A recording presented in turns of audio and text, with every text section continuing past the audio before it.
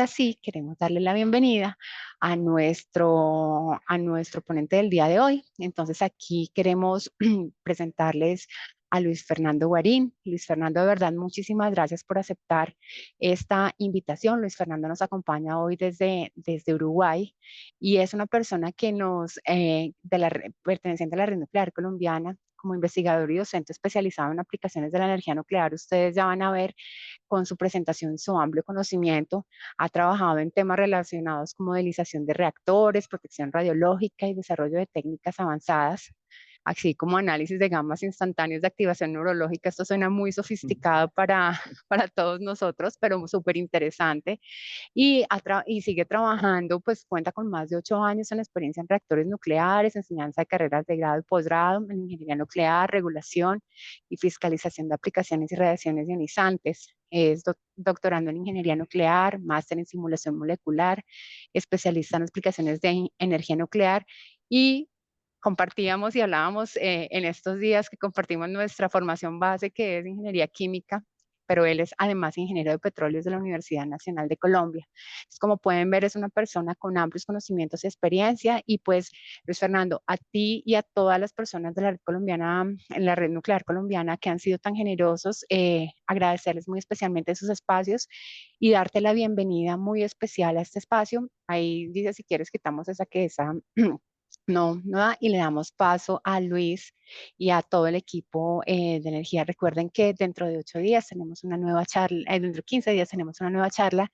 Y Luis Fernando, de verdad, nuevamente el auditorio es tuyo y agradecerte a ti pues toda esta generosidad. Los invitamos a todos a que sus inquietudes las presenten a través del chat para poderle transmitir a Luis Fernando. Las memorias del día de hoy, junto con las otras memorias, las compartiremos a los correos electrónicos registrados. Si ustedes no pudieron ver esta conferencia en vivo, la ven después, nos cuentan, pues nos escriben un correíto para enviarles las memorias. Y esto va a quedar a disposición de todas las personas durante un tiempo importante. Entonces, Luis Fernando, muchas gracias, bienvenido y ahora sí el escenario es tuyo. Bueno, muchísimas gracias a la Cámara de Comercio de Bogotá por abrir estos espacios tan importantes para debatir un tema de interés como es el tema de la ciencia y la tecnología nuclear, que tiene muchísimas aplicaciones en muchísimos campos de nuestra sociedad y nuestra vida cotidiana. Entonces, es un gusto para mí también compartir un poco de mi experiencia y de mi formación en un tema que me apasiona mucho y que, bueno, le he dedicado gran parte de mi vida académica y mi vida profesional a seguir aprendiendo y a enseñar lo que he desarrollado, lo que he aprendido durante de estos años de carrera. Bueno, como decía Luz Ángela, esta charla, básicamente, esta charla consiste en darle conceptos básicos, nociones importantes, para los cuales nos permitirán entender mucho mejor todas las aplicaciones que estaremos desarrollando en charlas posteriores. Ahora acá, haremos una breve también introducción de cuáles son esos principios físicos fundamentales que nos van a ayudar a darle soporte a las aplicaciones que podemos ver día a día en diferentes partes del mundo e incluso en Colombia, ¿sí? Esta charla la hemos titulado El ABC de la ciencia y la tecnología nuclear y demos inicio. Bueno, esta primera imagen, la idea es recordarles a muchas personas o mostrarles que una de las primeras interacciones que tenemos con términos relacionados a energía nuclear, centrales nucleares, radiación ionizante, es la popular caricatura, Los Simpson, en el cual se muestran a Homero, que es uno de los personajes principales, manipulando sin ningún tipo de precaución y sin ningún tipo de restricción, lo que vendría a ser un material radioactivo. Acá lo podemos reconocer por el trébol radioactivo y con algo que es característico de ese tipo de sustancia, como es la fluorescencia, ¿no? Entonces, acá vemos que lo manipulan sin ninguna precaución y ahí Len y Carl están poniendo un letrero que dice 3 días sin accidente y justo se están cayendo. Algo importante para tener en cuenta es que este tipo de programa es, es una sátira a la industria nuclear estadounidense y también tener muy presente que la industria nuclear a nivel mundial es una de las industrias que desarrolla y es pionera en el desarrollo de los estándares de calidad en todos los aspectos al más alto nivel. Entonces, para relacionarnos con este tipo de tecnologías, este tipo de ciencia, vamos a empezar por definir dos conceptos que son fundamentales, dos conceptos importantísimos, y también hacer una similitud, establecer una relación entre ellos y una diferencia. Estos dos conceptos son radiaciones y radiactividad. En la primera parte de la charla vamos a tratar de responder esta serie de preguntas, como son: ¿qué es la radiación? Si la radiación es algo que es natural o es algo que se ha inventado en la humanidad. ¿Qué tipo de radiaciones existen? Si existe una sola, existen varias. ¿Cómo se clasifican este tipo de radiaciones? También si es lo mismo radiación o radiactividad.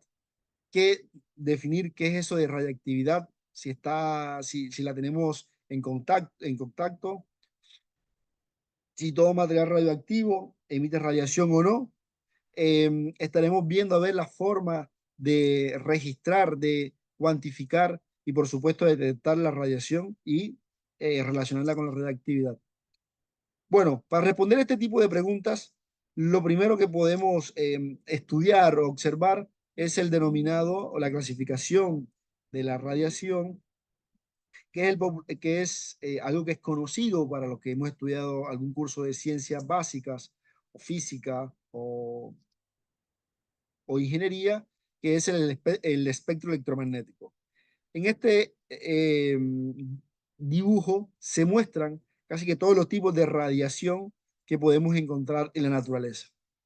Definiendo propiamente la radiación, según el Organismo Internacional de Energía Atómica, un concepto que me parece apropiado, sencillo y sin perder el rigor científico, el rigor físico, es que define la radiación como una energía que se desplaza, ¿sí?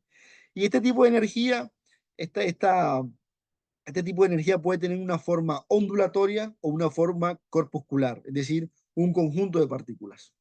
Eh, en nuestra vida cotidiana estamos relacionados con radiación como por ejemplo la que se utiliza en los radios. Bueno, ya casi hoy en día los radios son todos digitales, los vemos en el celular o en la computadora. En el microondas también tenemos un tipo de radiación y para comunicarnos con los teléfonos eh, también se utiliza tipo de radiación. Todo este tipo de radiación tiene la particularidad o que es ¿cómo es que? La similitud que son radiación electromagnética, ¿sí? Son ondas. Y nosotros nos estaremos centrando en un tipo de radiación que se llama radiación ionizante. Vamos a ver por qué se le da ese calificativo de ionizante. Si ustedes recuerdan de los cursos de química, uno de los primeros modelos o representación que hacíamos de la materia, de la parte más fundamental, que es el átomo, la palabra átomo que la define Demócrito por allá en el siglo V, siglo VI antes de Cristo. La palabra átomo significa indivisible, buscaban lo esencial, cuál era la partícula fundamental de la naturaleza, y en sus primeros trabajos, Demócrito introduce este concepto de átomos. Casi un poco más de 20 siglos después, se comienzan a descubrir las partículas subatómicas. Primero, una de las primeras partículas que se descubre es el electrón, por los trabajos dirigidos por J.J. Thomson. Posteriormente se descubre el protón y por último James Chadwick, que hace el descubrimiento del neutrón. Esta representación que está acá es una representación del modelo atómico de poco de Bohr y de Rutherford, de Ernest Rutherford, que es considerado el padre de las ciencias nucleares, puesto que es el que descubre el núcleo atómico, ¿sí? Y en su descubrimiento, Rutherford, uno de sus conclusiones que casi toda la masa del átomo se concentra en un pequeño espacio que él llamó núcleo. La segunda representación es una representación más acorde a la evidencia experimental con la que se cuenta hoy en día, que sabemos que las dimensiones del átomo, por ejemplo, son del orden de 100.000 veces más grande que el núcleo, ¿sí? Y algo que apoya, algo que sustenta o que da, que se utiliza el principio de Heisenberg, principio de incertidumbre de Heisenberg, para que demuestra que partículas como los electrones, si uno define, si uno quiere o tiene intención de definir su posición, es imposible definir su velocidad. Entonces, esta representación del lado derecho que vemos acá es como una representación un poco más realista o más certera de lo que sería la naturaleza atómica, el modelo atómico, que es el denominado modelo mecánico cuántico. Eh, Trasladando esas dimensiones a cosas que son más familiares, por ejemplo, podríamos decir que el átomo, el tamaño del átomo, manteniendo las relaciones de escala, que el átomo es del orden de un estadio de fútbol, mientras que el núcleo atómico, esa parte donde se concentra la mayor el 99.99% de la masa, sería el orden de una esfera, de una uva, el orden de una esfera de cristal, de una bolita de cristal. ¿Sí? Entonces, teniendo presente esa representación atómica, tanto de Bohr como el modelo mecánico cuántico, vamos a definir lo que es la radiactividad. ¿Sí? Teniendo en cuenta que esa radiación es una emisión de energía que se traslada, ya sea en forma de onda o de partícula, la radiactividad se concentra básicamente en el núcleo atómico, ¿sí? Y se define como un exceso de energía. Y la relación que tiene con la radiación es que ese exceso de energía, teniendo en cuenta que todo sistema de la naturaleza busca espontáneamente su estado de mínima energía, el núcleo atómico va a liberar esa energía y la va a liberar en forma de radiación. De ahí encontramos la relación entre radiactividad y radiación. Entonces, radiación, forma de transportar una energía que puede ser en forma de onda o puede ser en forma de partícula. Y la radiactividad se concentra ya en el núcleo atómico, ¿sí? Y básicamente es el exceso de esa energía que se libera, que emite, que digamos, que se saca esa energía mediante una emisión radiactiva, ¿sí? Entonces, las formas de onda más conocidas de la radiación que proviene de átomos radiactivos, de núcleos radiactivos, son los denominados rayos gamas, que su naturaleza física son fotones, ¿sí? Son ondas electromagnéticas, y las partículas sí pueden ser muy variadas. Pueden ser electrones nucleares, la denominada radiación beta, puede ser núcleos de átomos de helio, que es la denominada comúnmente radiación alfa, pueden ser neutrones o incluso pueden ser fragmentos del mismo núcleo atómico. Entonces, ese exceso de energía, otra característica interesante que le genera el exceso de energía es su inestabilidad, ¿sí? Todo núcleo radioactivo es inestable, ¿sí? Y esa inestabilidad se puede cuantificar por una propiedad única de cada elemento, en particular de cada isótopo, que es el periodo de semidesintegración, que es el tiempo promedio en que átomos núcleos que son radiactivos lo dejan de ser. Es decir, supongamos que tenemos 100 átomos radioactivos y tienen un periodo de semidesintegración de 1 minuto. Transcurrido ese minuto, ¿sí? Vamos a tener 50 átomos radiactivos. Transcurrido el siguiente minuto vamos a tener 12.5 y así sucesivamente. Entonces, eso es importante tenerlo en cuenta, puesto que esa característica de inestabilidad y de conocer el periodo de semidesintegración nos va a permitir manipular de forma correcta, de forma segura, material radioactivo. ¿Cómo nos protegemos de la radiación? Existen tres formas básicas de protegerse de la radiación, en particular de la radiación ionizante, ¿sí? Esa radiación que es capaz de generar lo que se llaman iones.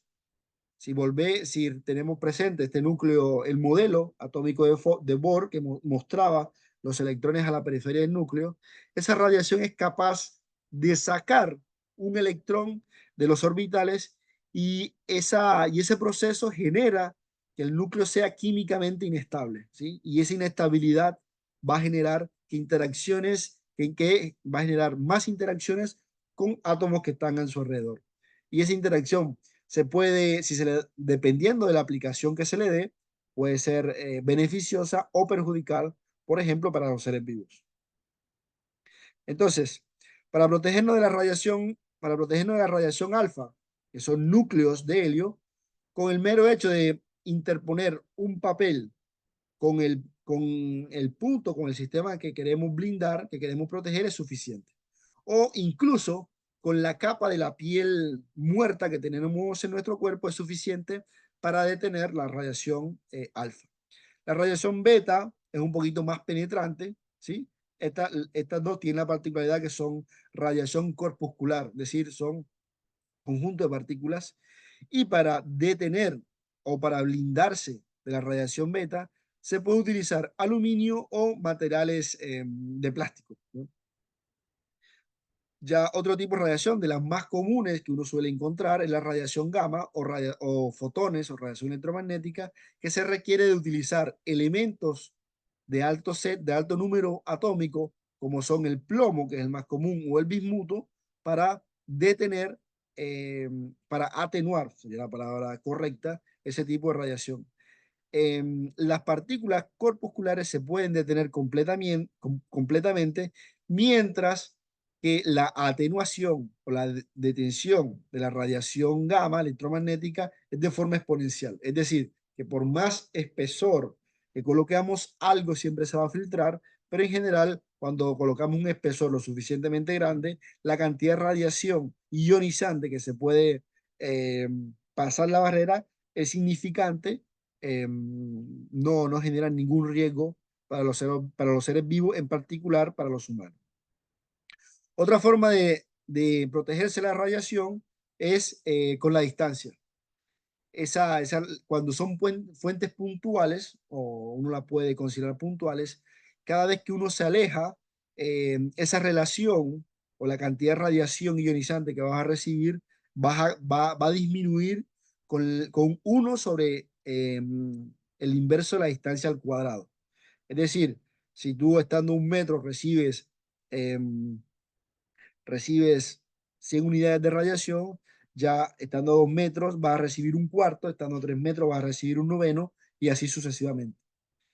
Y la otra forma es con el tiempo, es decir, mientras menor tiempo estemos expuestos a una fuente de radiación ionizante, menor es la radiación que vamos a recibir. Entonces, combinando estas tres formas de protegernos de la radiación, podemos estar en lugares en los cuales la cantidad de radiación a la que podemos estar sometidos es insignificante para causar un perjuicio, para causarnos un perjuicio. Acá, por ejemplo, vemos una persona que está manipulando material radioactivo, en particular material nuclear. Se hace la distinción porque el material nuclear es aquel que tiene la capacidad de generar reacciones de fisión, por ejemplo. En cambio que un material radioactivo no necesariamente genera ese tipo de reacciones nucleares. Todo material nuclear es radioactivo, pero no todo material radioactivo es nuclear. Y por ejemplo, un caso más extremo, acá vemos una de las científicas que trabaja en uno de los importantes laboratorios de investigación de los Estados Unidos, que está embarazada, ¿sí?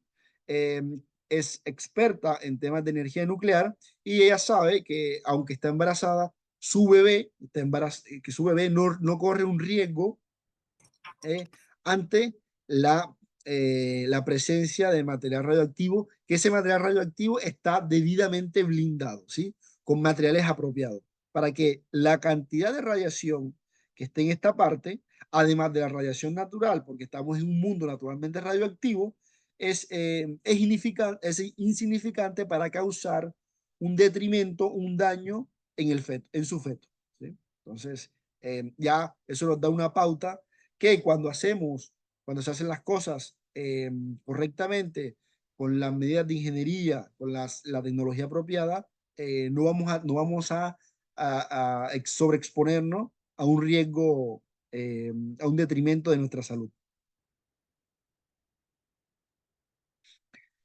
La rama de la física, o la rama de la física que estudia o que, digamos, se encarga de velar por la salud eh, humana y también del medio ambiente, es la denominada protección radiológica. Y esta se fundamenta en tres principios básicos, ¿sí? ¿Qué nos dice la protección radiológica o qué, digamos, plasma en sus tres principios fundamentales? Habla de la justificación, de la optimización y de los límites de dosis. Esto garantiza que manipular material radioactivo, material nuclear, se va a hacer de una forma segura. Por ejemplo, su principio de justificación: no podemos utilizar material radioactivo para fines banales, ¿sí?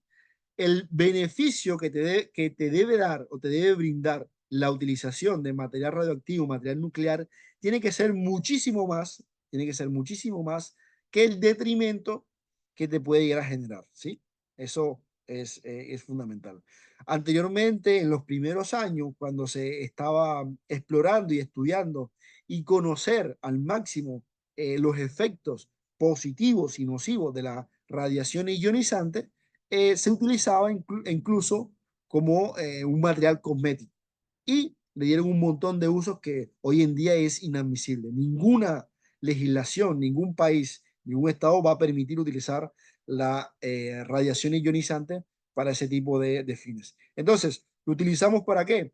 Para salud, para obtener energía eléctrica, para obtener mejores materiales, entre otros. Tal que el beneficio que obtengamos como sociedad, como persona, sea muchísimo mayor al detrimento que puede generar la interacción con material radioactivo.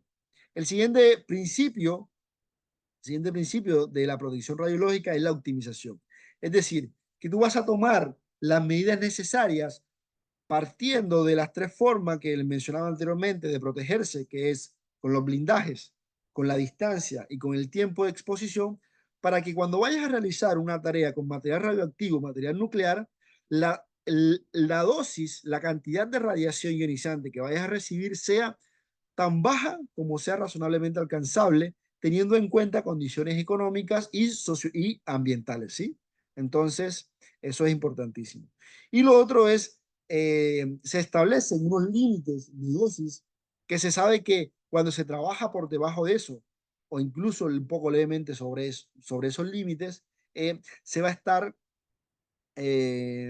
no se va a incurrir en sobreexponerse a radiación y vamos a generar un posible cáncer o algo por el estilo, ¿sí? Una enfermedad, un detrimento de nuestra salud.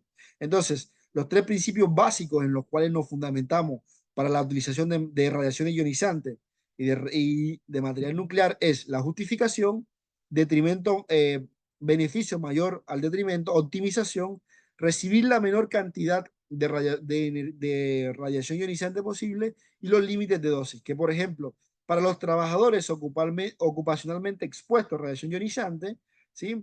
La protección radiológica establece que con una persona que recibe 20 milisievert, que es la unidad que se ha establecido para, digamos, trabajar, no va a incurrir en un riesgo importante. Y para un público, para aquella persona que no tiene ninguna relación directa con la radiación ionizante, se establece un milisievert y esto en un periodo de un año.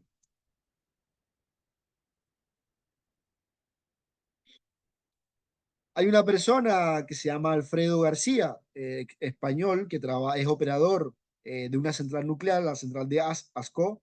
Él, además de ser operador, es divulgador científico y hace unas investigaciones y hace unas apuestas importantes. Por ejemplo, como les mencionaba anteriormente, la radiación ionizante y los materiales radiactivos están de forma natural y están en concentraciones y en niveles que nuestro cuerpo, nuestra anatomía humana ha aprendido durante toda su evolución a manejar este tipo de radiación. Se sabe que un banano, que a mí me encanta el banano, tiene material radioactivo. En particular, tiene potasio 40, ¿sí? Este potasio 40, el origen de este elemento se estima que es desde que se formó el universo, ¿sí? Desde el Big Bang. Nosotros como personas también tenemos elementos, particularmente isótopos radioactivos, como son el potasio 40, el carbono 14 y algunos otros que están en concentraciones ínfimamente pequeñas. Y se estima, por ejemplo, que dormir al lado de otra persona vas a recibir más radiación, 100 veces más radiación, que vivir al lado de una central nuclear. ¿Sí? Entonces, como les mencionaba, hay material radioactivo y material nuclear en muchas partes. Por ejemplo, las paredes, el concreto, la arena que se utiliza para construir las casas, contiene material radioactivo, contiene uranio, que el uranio es uno de los pocos materiales radioactivos de forma natural. ¿Sí? El otro que se descubrió recientemente que también es radioactivo es el bismuto, ¿sí? Que tiene un periodo de semidesintegración, es decir, su cantidad de material radioactivo se disminuye a la mitad con una cantidad de 10 a 9 años, o sea, un tiempo que es infinitamente grande comparado con los tiempos humanos. Les mencionaba que la protección radiológica establece en uno de sus principios básicos la cantidad de 100 milisievert año, ¿sí? Se sabe que para que se pueda comenzar a ver que aumentar la probabilidad de ver alguna incidencia o alguna probabilidad de cáncer, aumente la probabilidad de cáncer, se tiene que estar o se tiene que recibir una dosis del orden de los 100 milisievert, ¿sí? Naturalmente recibimos del orden de 2 a 3 milisievert año, porque nuestro planeta es radioactivo, y vivir cerca de una central, ¿sí? Está mucho menor que esas cantidades. Entonces, vivir cerca de una central está del orden de 0,09 microsievert que son casi 100.000 veces menos de la cantidad que se estima que puede aumentar la probabilidad de incurrir un cáncer por estar sobreexpuesto a radiación ionizante. Entonces, ya esto nos deja una primera conclusión que podemos sacar de acá. Que la radiación ionizante puede ser perjudicial, pero nuestro cuerpo ha aprendido a solventar la interacción con radiación ionizante, que estar expuesto a bajos niveles no nos afecta a nuestra salud, ¿sí? Y los niveles a los que estamos expuestos por vivir, por ejemplo, cerca de una central nuclear, de un reactor nuclear, de un sistema que genera radiación ionizante, es del orden de 100.000 veces, sí, 100.000 veces menor de la probabilidad de que incurra en cáncer. Bien.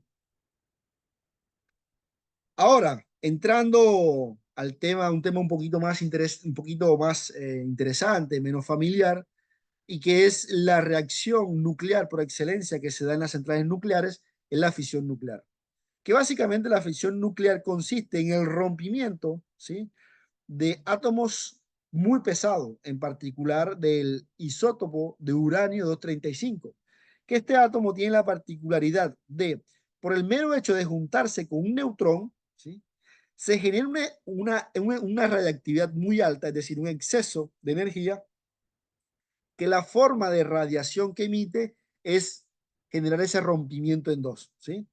Entonces, cuando se rompe, se genera radiación, muchos tipos de radiación, entre ellos lo que llamamos acá los productos de fisión, que cuando se rompe el uranio 235, casi que genera todos los elementos de la tabla periódica.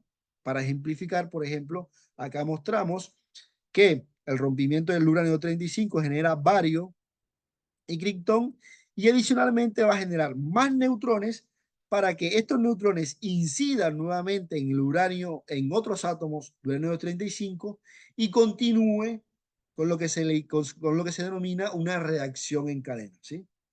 Y en particular, lo que hacemos, adelantando un poquito, lo que hacemos en los reactores nucleares es hacer esta fisión de manera controlada y, por supuesto, de manera segura. La otra fisión de interés es la fusión nuclear, es decir, con la fisión, es decir, rompimiento, estamos hablando de elementos pesados de la tabla periódica, como es el uranio 235, el uranio 233, el plutonio 239, entre otros. Y yéndonos al otro extremo, la fusión nuclear consiste en la unión de átomos livianos, de isótopos livianos en particular, de isótopos de hidrógeno, que al unirse van a generar más neutrones que van a seguir generando isótopos del uranio, van a generar también energía. Estas dos reacciones de los productos que nos van a interesar es generación de energía, en particular nos interesa la energía térmica, que proviene de la energía cinética, ¿sí? Que proviene de la energía cinética que traen los productos de fisión y los neutrones, y adicionalmente también nos va a interesar uno de los tipos de radiación que se genera, que son los neutrones, para continuar con la reacción en cadena autosostenida. Acá, por ejemplo, se ve, se muestra una representación esquemática de lo que sería esa reacción en cadena. Y algo también, otra característica muy interesante, es que esa multiplicación de las fisiones, de la ruptura de los átomos, es que se da de manera exponencial. Que si el exponente, si ese exponente es mayor a 2, esto es lo que se denomina una reacción en cadena descontrolada, que es lo que se buscaría generar en una bomba atómica. Pero en los reactores nucleares estamos muy lejos de eso, y lo que se hace es que esta reacción se estima, o los reactores se diseñan para que un solo el neutrón de los que salen de la fisión genere una nueva fisión. Es decir, una población, una cantidad n de neutrones genere nuevamente una cantidad n de fisiones, ¿sí? Y una de las formas de cuantificar la energía es a través de la famosa ecuación de Einstein, ¿sí? Que otra interpretación que se da con esta ecuación es que la energía, que la masa, es una forma de energía más. Por ejemplo, los ingenieros químicos, en particular, los ingenieros de proceso, sabemos que trabajamos en el mundo de que la masa no se crea ni se destruye, solamente se transforma, o que la energía no, solamente no se crea ni se destruye, sino que se transforma. Primera ley de la termodinámica. Acá, en las reacciones nucleares, lo que se conserva es la masa energía, ¿sí? Teniendo en cuenta esa nueva interpretación que nos brinda la ecuación de Einstein, que nos dice que la masa es otra forma de energía. Naturalmente, naturalmente, encontramos las cantidades relacionadas a las concentraciones de los isótopos de uranio, que es el elemento estratégico para hacer fisiones. Se sabe que el uranio 235, que es el elemento que por el mero hecho de unirse a un neutrón se divide, está en una relación más o menos del 0,72% atómico, ¿sí? Mayoritariamente encontramos el otro isótopo, que es el uranio 238, que está un poco más del 99,9%, y otro elemento que proviene de la misma desintegración del uranio 238 es el uranio 232, ¿sí? Este se forma cuando el uranio 238 emite radiación alfa, es decir, emite dos protones y dos neutrones y se transforma en este elemento. Este elemento se estima que también se creó en la formación del universo, en el Big Bang, ¿sí? Y se mantiene actualmente, lo podemos encontrar actualmente, porque el periodo de semidesintegración es acorde a la edad estimada de la Tierra. La edad de la Tierra se estima que es 4.000 millones de años, más o menos. Y la vida media, el periodo de semidesintegración, o como comúnmente se llama vida media, de una mala traducción del inglés, es del orden de esos tiempos, ¿sí? Acá estamos, esta es la concentración natural de uranio. El uranio que solemos utilizar para hacer diferentes aplicaciones en reactores nucleares oscila entre la abundancia natural y 20% de uranio, ¿sí? Pero típicamente o mayoritariamente en lo que vamos a denominar, vamos a definir reactores nucleares de potencia, se utiliza entre 3 y 4% de uranio 35, comparado, por ejemplo, en otro sistema que es nada que ver, que estamos alejadísimos de eso, que es lo que se utilizó, por ejemplo, lastimosamente en las bombas de Hiroshima y Nagasaki, en las bombas nucleares, que se requiere de uranio altamente enriquecido. Esto por norma, ningún país, digamos, no se permite actualmente llegar a niveles o se evita a toda costa, si no está muy bien justificado para una aplicación pacífica, que se enriquezca uranio hasta estos niveles que podrían utilizarse para bombas nucleares. Es decir, la mayoría de los países del mundo, ¿sí?, han firmado tratados de no proliferación, es decir, de no enriquecer uranio a estos niveles, al 90% o más, para utilizaciones bélicas. Esta curva, por ejemplo, nos muestra que la concentración y el contenido de uranio que utilizamos para reactores nucleares, para otro tipo de reactores nucleares que le denominamos de investigación y producción, y por acá, por ejemplo, están las concentraciones que se deberían utilizar para aplicaciones bélicas, bombas nucleares, ¿no? Entonces, hoy en día trabajamos y desde hace mucho tiempo atrás para que todas las aplicaciones de las radiaciones ionizantes de los materiales nucleares sea en beneficio de la humanidad y del medio ambiente, ¿sí? Ninguna aplicación bélica. Y acá estamos siempre enfocados para que estas aplicaciones sean beneficiosas para la sociedad y nuestro planeta. Este proceso de de lograr los enriquecimientos para utilizar en reactores nucleares se logra de diferentes tecnologías. Una de las más populares es la denominada centrífuga, la ultracentrífuga, que consiste en aprovechar la diferencia de peso que hay entre el uranio 235 y 238, y como eso gira muy fuerte, el isótopo, perdón, más pesado tiende a ir a la periferia, y de esa manera se puede separar. Existen otros también, otros mecanismos, como son uno de los que está a la vanguardia, que es la separación por láser, que básicamente consiste en aprovechar que los isótopos de 235 tienen una energía de ionización diferente al 238, y excitando el átomo a la frecuencia apropiada, se puede lograr una separación de estos isótopos, ¿sí? Ese es uno de los métodos que está a la vanguardia, y hay una carrera tecnológica de muchos países, entre ellos, por ejemplo, Argentina, para lograr y consolidar este tipo de tecnologías. Bueno, algo que para mostrar muy rápidamente cómo es el proceso de obtención del uranio que se utiliza en los reactores nucleares, como les decía, está en forma natural. Esto pasa y se extrae el uranio hasta que no se ha enriquecido y se genera lo que se le llama el yellow cake o la torta amarilla. Se generan elementos gaseosos para hacer ya sea diferentes procesos de separación. Posteriormente eso se vuelve un óxido. Acá hasta el momento han sido procesos químicos, ¿sí? Todos han sido procesos químicos a nivel electrónico. Y a partir de los óxidos se forman lo que se llaman las pastillas que van a formar las barras de combustible, y estas barras de combustible que se muestran aquí en azulito, un verde turquesa, van a formar lo que se llaman los elementos combustibles, que a su vez se van a poner dentro del reactor.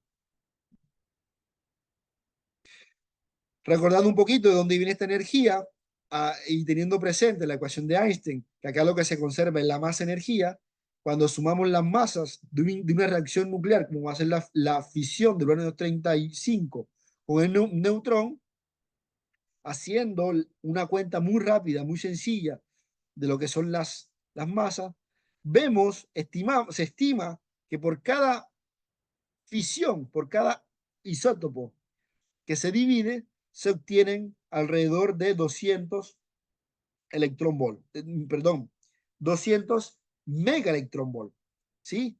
Una de las características de este tipo de tecnología es que la densidad energética por unidad de masa es altísima, teniendo presente que, por ejemplo, una de las reacciones de combustión más, más energética, gas, el metano con oxígeno, está del orden de los 20 electronvolt, ¿sí? De los 20 electronvolt, más o menos el orden de magnitud. Y acá estamos hablando de los 200 millones de electrones volt. Entonces, la cantidad energética, la densidad que poseen este tipo de reacciones, los hace muy atractivos para generar grandes cantidades de energía, ya sea eléctrica o energía térmica, para utilización en nuestra sociedad. Esta energía que sale de la fisión se va a repartir mayoritariamente en energía cinética de los fragmentos, perdón, de los fragmentos de fisión, como es el criptón y el bario. En también la energía cinética de los neutrones va a salir radiación electromagnética, radiación gamma, va a salir electrones nucleares, que se le llaman, y también van a salir otras partículas subatómicas, que eso casi que no interaccionan con nada, que son los neutrinos y los antineutrinos, ¿sí? Estos 200 MeV, la mayoría se pueden recuperar por fricción de estos elementos con los materiales, que esa fricción se va a convertir en energía térmica y esa energía térmica la podemos transportar por diferentes mecanismos. Acá también hay una cuenta muy rápida para hacer una comparación de lo que implica fisionar un gramo, de lo que implica fusionar un gramo de uranio 235, ¿sí? Que es el equivalente a la energía que se obtiene de casi un poco más de 3 toneladas de carbono, casi 2.000 metros cúbicos de gas y un poco más de 2.500 litros de gasolina. Entonces, vemos que la densidad energética, energética de las reacciones nucleares es altísima. Ahora, donde llevamos a cabo ese tipo de reacciones nucleares es lo que denominamos un reactor nuclear de fisión. En particular, el otro apellido que se le pone acá es térmico, ¿sí?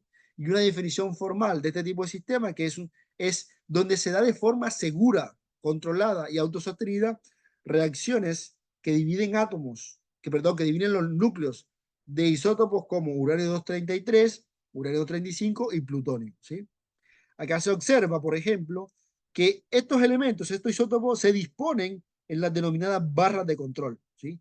Esto se puede considerar que son los multiplicadores de neutrones y que a su vez generan energía térmica.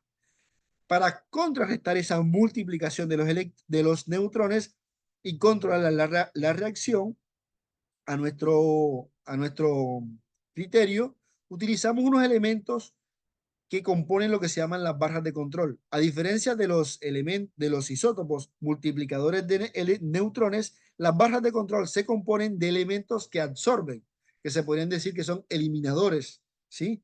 De neutrones. El otro componente importante, que está representado acá con amarillo, es lo que llaman el refrigerante, que el refrigerante se va a encargar de remover la energía térmica que se está generando en las barras combustibles proveniente de las reacciones de fisión y también otra función importante de ese refrigerante, que a veces puede ser otra sustancia, es el denominado moderador. Un moderador básicamente consiste en quitarle un poco de energía cinética a los neutrones para favorecer, para aumentar la probabilidad de que ese neutrón que se le quita energía cinética genere una nueva fisión y así aumentar o disminuir las cantidad de reacciones de fisiones a nuestro criterio. Entonces, acá también se muestra un sistema de intercambio de energía, que este sistema de intercambio de energía se puede utilizar, por ejemplo, para generar vapor que va a ir conectado a un termogenerador y va a generar energía eléctrica, ¿sí? Acá hay un sistema de impulsión que vuelve al intercambiador. Importante, esta línea amarilla constituye siempre un sistema cerrado. Es decir, que el material radioactivo, el material nuclear, siempre en los reactores está confinado y nunca tiene contacto en condiciones normales, condiciones de operaciones normales, nunca tiene contacto con el ambiente exterior, ¿sí? Como les mencionaba anteriormente, cuando se divide el uranio 35 genera casi todos los elementos de la tabla periódica, pero hay algunos elementos que se generan con mayor probabilidad. Por ejemplo, estos elementos que tienen un número atómico cercano al 93, 94, estroncio y entre otros, y unos que tienen un número atómico centrado en 140, como es el caso del bario, ¿sí? O alrededor. Estos se van a generar mayoritariamente, pero otros elementos también se van a generar, pero en menos proporción. Acá se ve la representación esquemática de cómo funcionaría un reactor. Entonces, la transferencia de energía que se da a partir de la energía térmica que se genera de las fisiones, interacciona con otro fluido de trabajo. Ese fluido de trabajo va a mover una turbina. Esa turbina está acoplada a un turbogenerador y va a generar energía eléctrica. Y esta aplicación de acá eh, son los reactores nucleares que hemos denominado, que se denomina centrales nucleares. Y el otro tipo de reactor o la otra gran familia son los reactores de producción o de investigación, que en las centrales nucleares se maximiza la extracción de energía térmica de la fisión y donde se quiere minimizar la cantidad de neutrones que se van a generar, solamente se quiere la cantidad mínima para autosostener la reacción.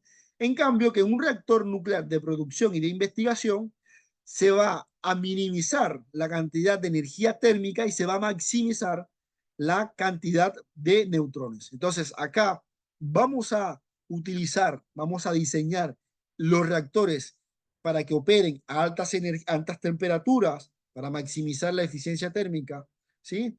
Y altas áreas de transferencia de calor, mientras que acá vamos a hacer un sistema muy compacto para que minimice el área de transferencia. Vamos a operar a bajas temperaturas para que podamos extraer de los puntos de generación de neutrones y llevar los neutrones a un punto de interés. Entonces, estas son las dos grandes diferencias que se puede tener con los reactores nucleares que hay en el mundo, ¿sí? Entonces están las centrales nucleares que se diseñan para generar energía térmica y esta generar energía eléctrica principalmente, y los reactores nucleares de investigación o producción se diseñan para maximizar la cantidad de neutrones, ¿sí? ¿Qué tiene de particular o qué tiene de interesante este dos tipos de sistemas? Que tienen los mismos principios físicos de funcionamiento, ¿sí? Ahí el diseño es el que nos va a permitir optimizar una cosa u otro producto u otro, ¿sí?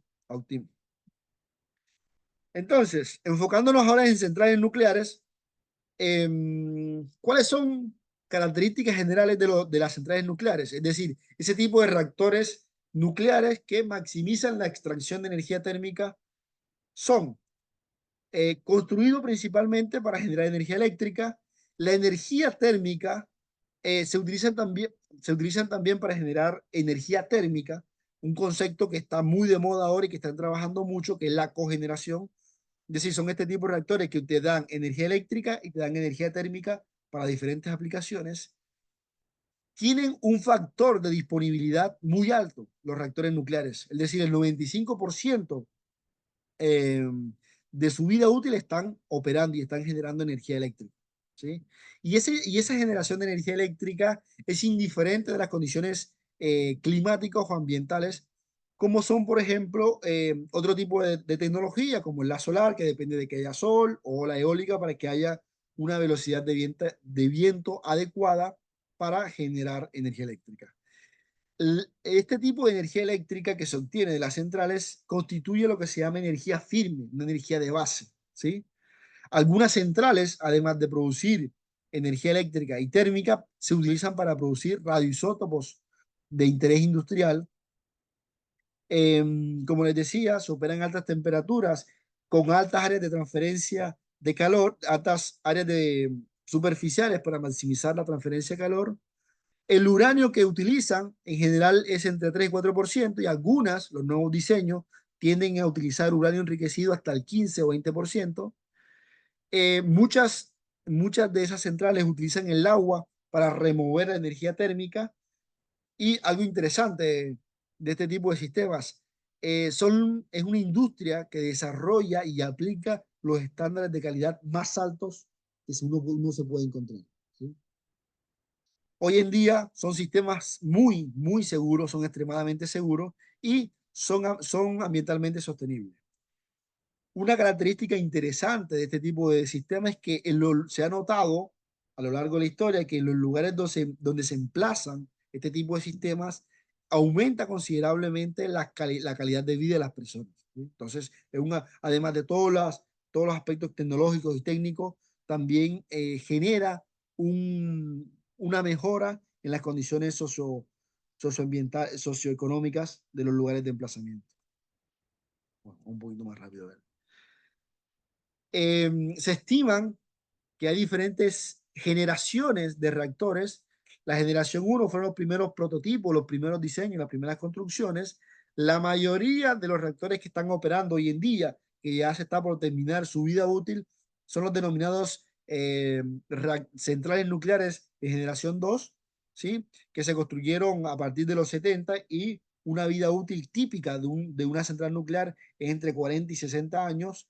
Hoy en día, los reactores que se están construyendo son reactores de generación 3, en particular de generación 3 más, que son mucho más seguros, tienen una vida útil en promedio de 60 años, con posibilidad de extensión hasta 100 años de operación. Es decir, que este tipo de sistema te permite una planificación a largo plazo importantísima. Y siempre teniendo en cuenta que vas a tener una disponibilidad de energía el 95% del tiempo, un factor de planta, son extremadamente seguros y te va a constituir una forma de energía firme para la matriz energética.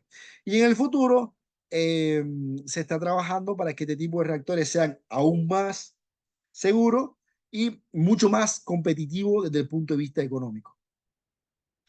También se clasifican por la cantidad de energía que producen. Los que se denominan centrales convencionales son centrales o son reactores que van a producir más de 700 megawatts eléctricos, ¿sí? Lo que le llaman los que hoy en día tienen mucha propaganda y tienen mucha aceptación por sus características constructivas y de escalabilidad, son los SMR, los Small Modular Reactor, de ahí viene esa sigla, reactores pequeños y modulares, y hay otros diseños que se están considerando para condiciones un poquito más extremas, como son los microreactores, que estos se han clasificado para producir una cantidad de energía entre 5 y 10 megas eléctricos. Entre la familia o los tipos de reactores más conocidos está el reactor que se llama PWR, que viene del inglés Pressurized Water Reactor, que es un reactor de agua presurizada, este tipo de reactores son los que más hay en el mundo. En el mundo se estima que hay alrededor de 440 centrales nucleares y casi que un poco más del 60-70% del tipo de reactor que hay en el mundo es de este tipo, que son de agua presurizada. Acá el agua siempre está en estado líquido, pero para operar a alta temperatura se presuriza. Y como ustedes pueden observar, el circuito rojo anaranjado siempre es un circuito cerrado y siempre está en lo que se denomina edificio de contención. Esta agua que sale del edificio de contención es agua que no está en contacto con material radioactivo, por lo que es agua convencional y no irradia a las personas que pueden estar por acá. El otro tipo, la otra alternativa o el otro diseño es ese mismo tipo de reactor, pero utilizando agua pesada, que el agua pesada es agua con deuterio, que es un isótopo del hidrógeno, ¿sí? Y la particularidad que tiene este tipo de reactor que al utilizar agua pesada, se puede utilizar con uranio natural, no es necesario enriquecerlo.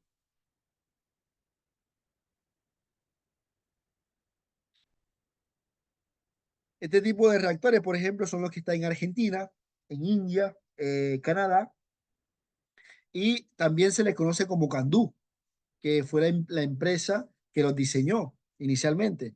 Canadian Deuterium, ¿sí? Es una empresa canadiense que los diseñó y de ahí también el nombre de reactores Candú, por ahí lo encuentran en la literatura.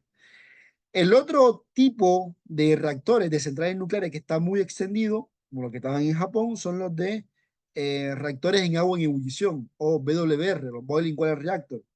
Este tipo de reactores, el vapor se genera en el mismo reactor y esa agua que sí está irradiada sale del edificio de contención. Entonces, las construcciones eh, de los blindajes para que las personas no estén sobreexpuestas acá son mucho más exigentes, ¿sí? Entonces se diseñan para que las personas no estén sobreexpuestas y se pueda estar cuando se requiera en una zona cercana a la zona de turbina.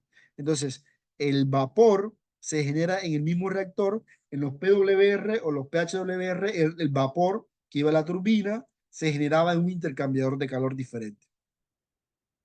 Entonces, este tipo de reactor, como les mencionaba, son los que están en Japón, por ejemplo, que hace poco Japón enunció que vuelve a retomar la utilización de reactores nucleares, la utilización masiva de la energía eléctrica para generar energía nuclear para generar energía eléctrica.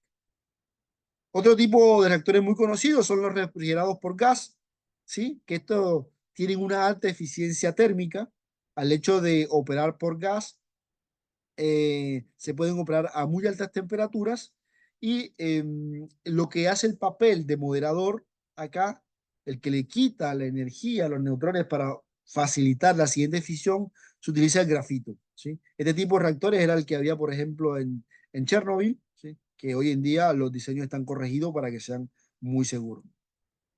Son los denominados reactores refrigerados por gas. Acá se da la distinción de que el moderador y el refrigerante son diferentes. En los reactores anteriores, el moderador y el refrigerante eran la misma sustancia, en particular agua o agua pesada. Y este tipo de reactores, por ejemplo, los reactores reproductores y rápidos son interesantísimos porque a medida que se va consumiendo el uranio que está en el núcleo, ¿sí? En las barras de combustible, se coloca uranio 238 en los alrededores para generar otro material combustible que es el plutonio 239. Entonces, este tipo de reactor permite reprocesar eh, uranio 238 que no se consumió y se genera otro elemento combustible. Entonces, de ahí el nombre que se llame reproductor. Y el término calificativo rápido viene del hecho de que los neutrones, cuando salen de la fisión, no se moderan. Es decir, no se les saca energía.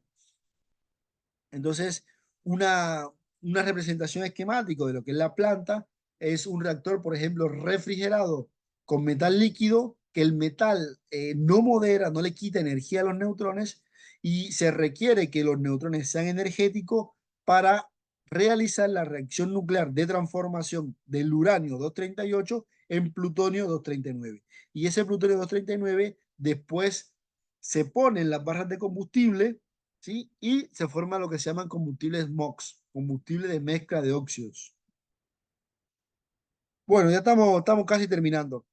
Nos enfocamos mucho en la parte de generación de energía eléctrica, puesto que estamos en la Cámara de Comercio, en clúster de energía, pero partiendo de los mismos principios físicos y utilizando la otra familia de reactores nucleares, en los reactores de producción de investigación, ¿sí?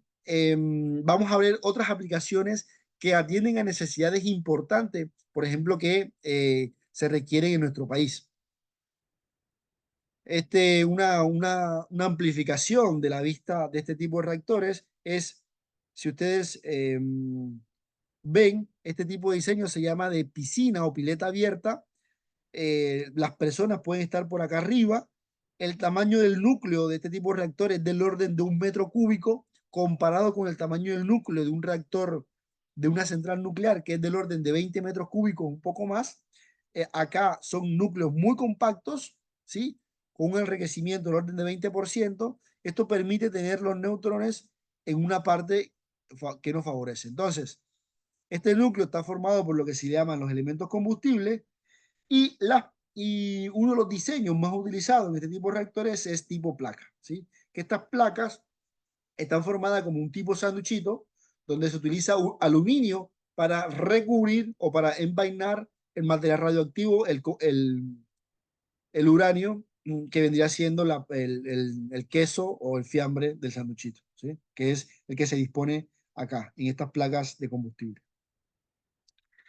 Algo importante de estos reactores. Acá la potencia térmica no es relevante, no es tan relevante, pero nos ayuda a inferir la cantidad de neutrones que podemos generar. Hay una regla muy rápida, una regla de dedo, que se estima, por ejemplo, que un reactor de investigación y de producción que tiene una potencia térmica de 1 mega, se sabe que se va a disponer de una cantidad de neutrones, ¿sí? De 10 a la 13 neutrones por segundo que van a estar confinados o atravesando una esfera de un radio de 1 centímetro de diámetro, ¿sí? De ahí vienen las unidades estas. Entonces, por ejemplo, se clasifican por su potencia baja, media o alta.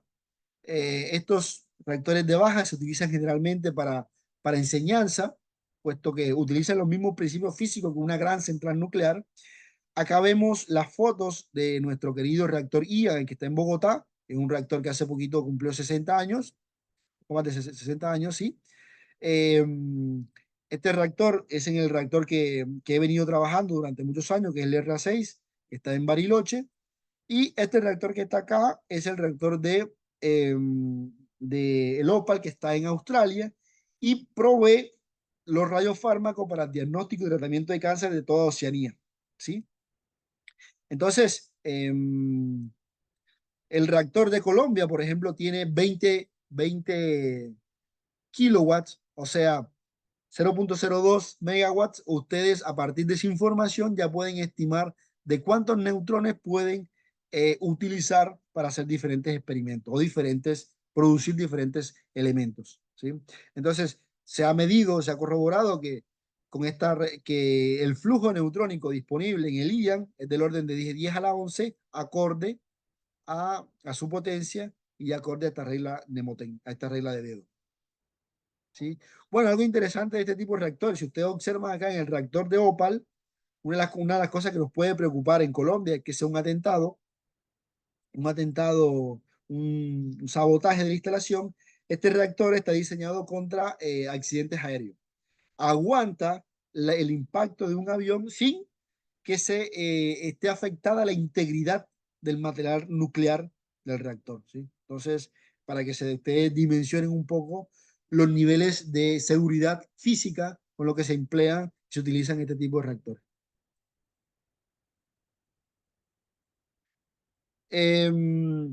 Los neutrones en los reactores de investigación se utilizan para producir isótopos y entre ellos, por ejemplo, isótopos medicinales. Lo que hacemos es el mismo uranio, ¿sí? La misma reacción de fisión, la ponemos en una posición estratégica del núcleo, que uno de los productos que también más se genera del uranio 235 es el molibdeno 99, que este molibdeno 99 es el precursor del tecnecio metaestable, que es el que se utiliza para hacer muchísimos estudios o es la base de los estudios de medicina nuclear. Entonces, se utilizan los reactores de producción e investigación para producir isótopos medicinales, ¿sí? ¿Cómo son estos? De esta misma reacción también se producen otros elementos de interés, como por ejemplo el yodo 131, ¿sí? Que es el que se utiliza para el diagnóstico y tratamiento de cáncer de tiroides. Y el tecnesio 99 se utiliza para hacer gamografía, ¿sí? Estudios de gamografía, entre otros.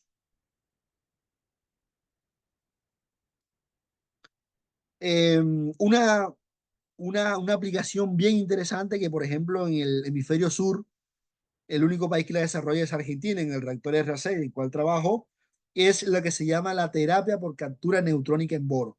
¿En qué consiste esto? Consiste en colocar en el cáncer se coloca un material que tiene boro, en particular el isótopo boro 10, en una cantidad considerable que cuando se extrae un haz de neutrones del reactor de producción de investigación, ese haz de neutrones se hace incidir únicamente donde está el material con boro, y cuando el boro 10 absorbe un neutrón, se rompe con una energía cinética suficiente para dañar la célula cancerígena. ¿Y qué es lo interesante de de este tratamiento? Que la longitud de interacción es comparable con el radio de la célula. Es decir, eso se traduce que cuando está la célula, cuando está el boro en la célula cancerígena, solamente causa la célula cancerígena, ¿sí? Y para que no haya boro en las células sanas, se diseña lo que se llama un transportador, ¿sí? Un elemento o una biomolécula que preferentemente se va a depositar en células cancerígenas, ¿sí? Y muy escasamente en células buenas. Tal que cuando un neutrón pasa por una célula buena, el daño no le causa casi daño o el daño que le causa es mínimo, comparado con el daño que causa en la célula tumoral. Esas son aplicaciones en salud de los reactores nucleares, en particular reactores nucleares de investigación. Otra técnica u otra aplicación son las técnicas analíticas. Estas técnicas son extremadamente sensibles. Tienen la capacidad de detectar trazas, concentraciones pequeñas de metales, por ejemplo, de algunos elementos, en particular de metales pesados, que estos metales pesados son tóxicos para los humanos, ¿sí? Con las técnicas analíticas se pueden detectar concentraciones de los ppm, o sea, si tienes un kilogramo de sustancia y tienes unos cuantos miligramos diluidos de forma homogénea, estas técnicas los pueden detectar. E incluso se pueden detectar PPT, partes por trillón. Es decir, si tienes una tonelada de muestra y en esa tonelada pones un miligramo de la sustancia tóxica y lo diluyes de alguna forma, de forma homogénea, con estas técnicas nucleares se pueden detectar esas pequeñas trazas. Esas trazas en general no son perjudiciales para la salud humana, pero nos permiten hacer sistemas de gestión o de descontaminación, por ejemplo, de ecosistemas acuosos o terrestres, o peor aún, de alimentos o depósitos de agua que son del consumo humano, ¿sí? Entonces, básicamente lo que hacemos es, con neutrones volvemos radioactivo un elemento y estos elementos emiten radiación y esta radiación es característica de cada radioisótopo. Se mide esta radiación conociendo su energía, podemos relacionarlo con un isótopo particular o un elemento particular y determinando cuánta esta radiación hay, podemos saber la concentración del elemento que hay. Estas técnicas nucleares analíticas son extremadamente sensibles y las podemos implementar en reactores nucleares de investigación. Otra aplicación que está muy de moda y que también atiende a la necesidad de transición energética es una aplicación en electrónica de potencia, que básicamente consiste, o el fundamento, la base de esto es generar grandes semiconductores. Y una de las formas de generar grandes semiconductores es a partir del dopaje de silicio, de lingones de silicio con neutrones. Este método de dopaje se caracteriza por tener un dopaje uniforme, lo cual mejora considerablemente la performance de estos dispositivos. Y estos dispositivos, estos semiconductores grandes, bien dopados, con un dopaje uniforme, se utilizan en un montón de sistemas. En particular, por ejemplo, constituyen la base de lo que son los autos eléctricos. Entonces, adicional a generar energía eléctrica de origen nuclear que tiene bajas emisiones, también contribuyendo a la transición energética, podemos desarrollar, ¿sí? Y obtener materiales estratégicos para la utilización en diferentes sistemas electrónicos, ¿sí? E incluso, por ejemplo, muchos de los paneles solares que utilizamos para convertir energía solar o a energía eléctricas se obtienen a partir del dopaje con neutrones en reactores nucleares. Una técnica interesante también que se hace con neutrones es la denominada neutrografía, que es muy parecida a la radiografía, pero esta, en vez de utilizar rayos X o radiación electromagnética, utiliza neutrones. Y de las aplicaciones más importantes que se le ha dado a esta técnica de neutrografía es el diseño de dispositivos de almacenamiento de hidrógeno. Entonces, también estamos diseñando componentes que contribuyen a la transición energética, como son el diseño de sistemas de contención de hidrógeno, que es uno de los desafíos que tiene la utilización de la tecnología del hidrógeno. Con las técnicas nucleares podemos observar un proceso de absorción y desorción de hidrógeno en el combustible y a partir de ello evaluar el rendimiento o la performance de estos sistemas tecnológicos, ¿sí? Ya quedan las dos últimas diapositivas. Todos estos sistemas son extremadamente seguros y el que se encarga de asegurar esa, digamos, confiabilidad o ese estadio de seguridad es la rama de la ingeniería que se llama seguridad nuclear.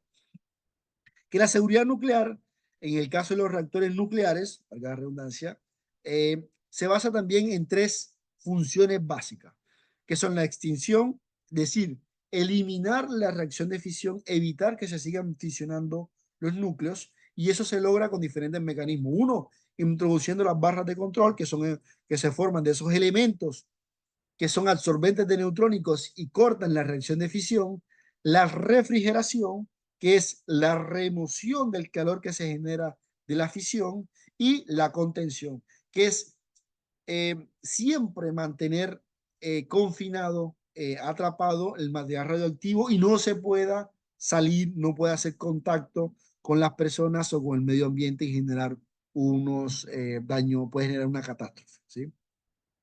Entonces,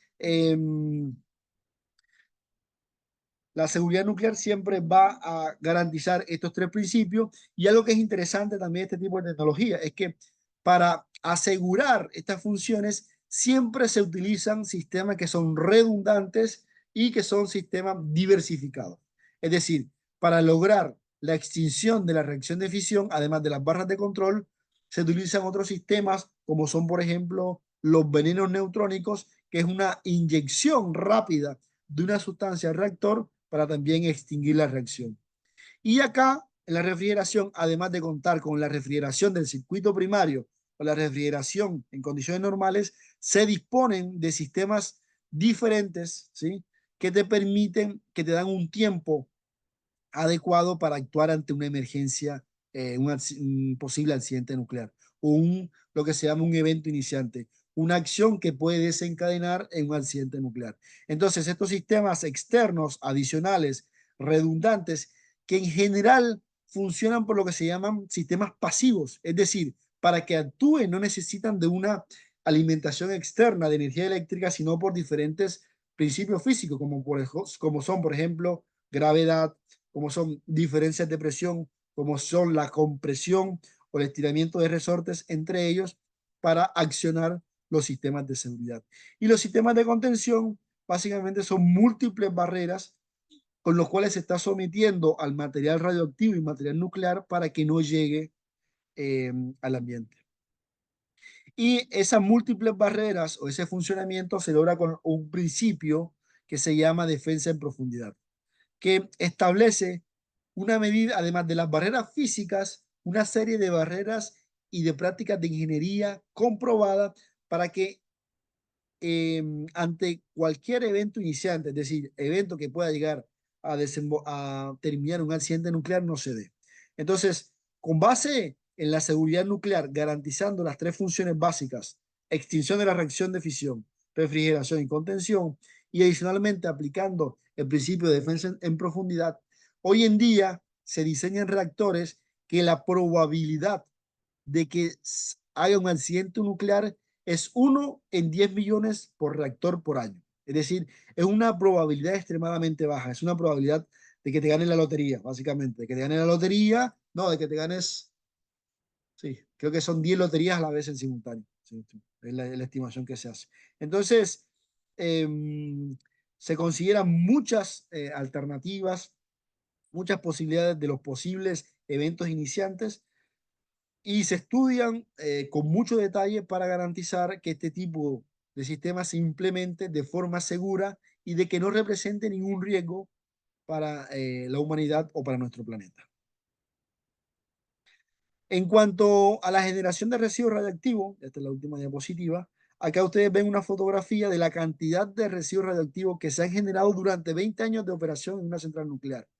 Y una de las cosas particulares que tiene este tipo de industria es que es de las pocas industrias, o creo que la única industria energética que gestiona sus residuos, ¿sí? que gestiona sus residuos.